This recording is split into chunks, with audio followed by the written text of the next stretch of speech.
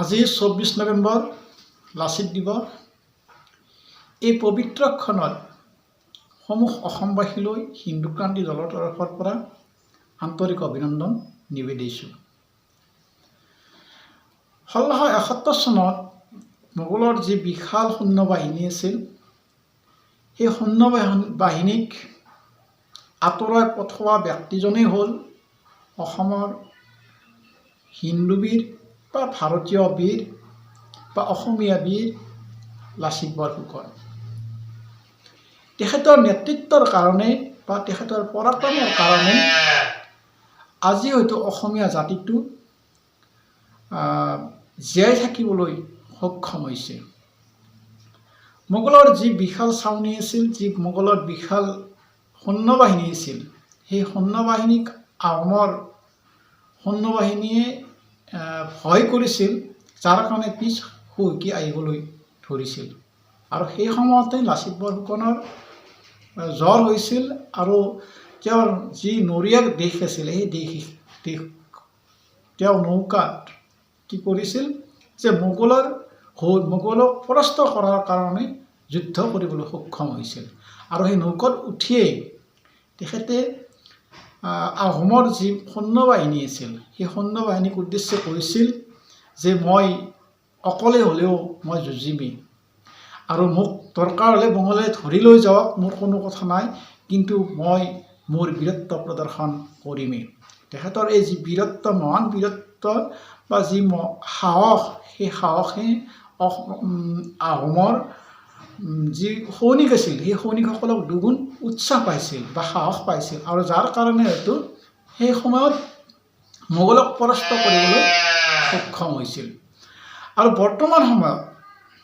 বৰ্তমান সময়ত সেই লাচিত দেৱকে একাংশ বুদ্ধিজীৱী, একাংশ ৰাজনীতিবিদে তেখেতৰ ওপৰত ৰাজনীতি কৰা আমি পৰিলক্ষিত হৈছে। অখিল গগৈৰ দৰে ব্যক্তি আৰু হীৰেণ গোহাঁইৰ দৰে ব্যক্তি, তেখেতসকলে অসমীয়া সত্তাটোক বচাই ৰাখিব নোৱাৰে, আৰু কোনোবা যদি সেই ব্যক্তিজনক তেখেতৰ বীৰত্ব বা লাচিতৰ বীৰত্ব বা তেখেতৰ সাহস, সেই বস্তুটো ৰাষ্ট্ৰীয় পৰ্যায়ত যদি কোনোবাই নিব বিচাৰে, তাতো তেওঁলোকে বাধা দিয়ে। ব্যক্তিগত হিচাপত অখিল গগৈ বা হীৰেণ গোহাঁই তেখেতসকলৰ আমাৰ কোনো মতবিৰোধ নাই, কিন্তু তেখেতসকলৰ যি মন্তব্য কৰে, তেখেতসকলে জাতিটোৰ ওপৰত যি সত্তাটোৰ ওপৰত যি মন্তব্য কৰে, সেই মন্তব্য আমাৰ বিৰোধ আছে, বা আৰু সেইকাৰণে তেখেতসকলক আমি গৰিহণা প্ৰকাশ কৰিছোঁ।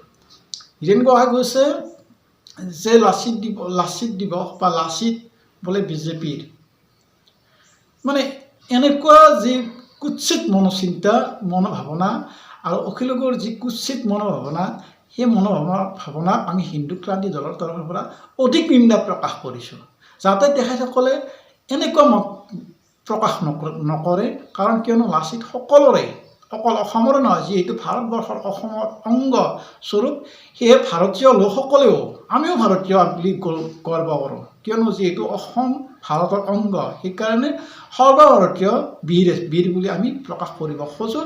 আৰু যাৰ কাৰণে হয়তো কি হৈছে যে আজি কিমান বছৰৰ পিছতো অসমৰ মুখ্যমন্ত্ৰী মাননীয় হিমন্ত বিশ্ব শৰ্মাই এই বিষয়টো, অৰ্থাৎ যে ৰাষ্ট্ৰীয় পৰ্যায়ত নিয়াৰ কাৰণে তেখেতে সক্ষম হৈছে। আৰু সেইকাৰণে আমি অসমৰ মুখ্যমন্ত্ৰী হিমন্ত বিশ্ব শৰ্মা দেৱক আমি আন্তৰিক অভিনন্দন জ্ঞাপন কৰিছোঁ।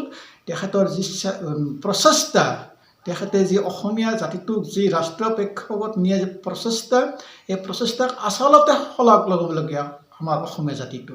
আৰু সেইকাৰণে আমি হিন্দু ক্ৰান্তি দলৰ তৰফৰ পৰা মাননীয় হিমন্ত বিশ্ব শৰ্মা ডাঙৰীয়া দেৱক আমি আন্তৰিক ধন্যবাদ জ্ঞাপন কৰিছোঁ।